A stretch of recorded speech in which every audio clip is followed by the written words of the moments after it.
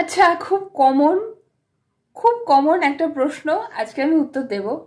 ঠিক আছে, সেটা হচ্ছে দিদি বা ম্যাডাম, যদি হোমিওপ্যাথিতে সুগারের ওষুধ খাই তাহলে কি অ্যালোপ্যাথি বন্ধ করা যাবে?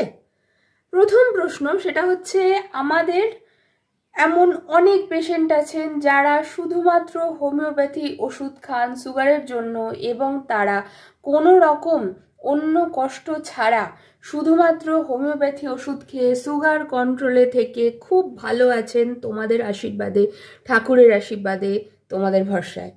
ঠিক আছে, একজন মানুষ ধরো গত 25 বছর ধরে সুগারের ওষুধ খেয়ে যাচ্ছেন, তাতে অনেক সাইড এফেক্ট এসেছে, তার সুগারের সাইড এফেক্ট বলছি, এতদিন ধরে লং কন্টিনিউ থাকার কারণে, তখন তিনি হোমিওপ্যাথি ওষুধ খেতে শুরু করলেন। আমি কিন্তু প্রথম দিনই বলবো না যে আপনি ওগুলো সব ছুঁড়ে ফেলে দিয়ে এগুলো খেতে শুরু করুন। আপনার শরীরের সিচুয়েশন অনুযায়ী, আপনার বডির রিয়াকশন অনুযায়ী আপনার আস্তে আস্তে অ্যালোপ্যাথি ওষুধ বন্ধ করে শুধুমাত্র হোমিওপ্যাথি ওষুধে আপনাকে সুস্থ রাখার ক্ষমতা এবং দায়িত্ব আমাদের। ঠিক আছে, আপনি নিশ্চিন্ত মনে আপনি খুব সুন্দরভাবে আপনার ট্রিটমেন্ট কন্টিনিউ করুন। আপনি ভালো থাকবেন, আপনি সুস্থ থাকবেন, এটা আমরা বলতে পারি। ঠিক আছে, বাই।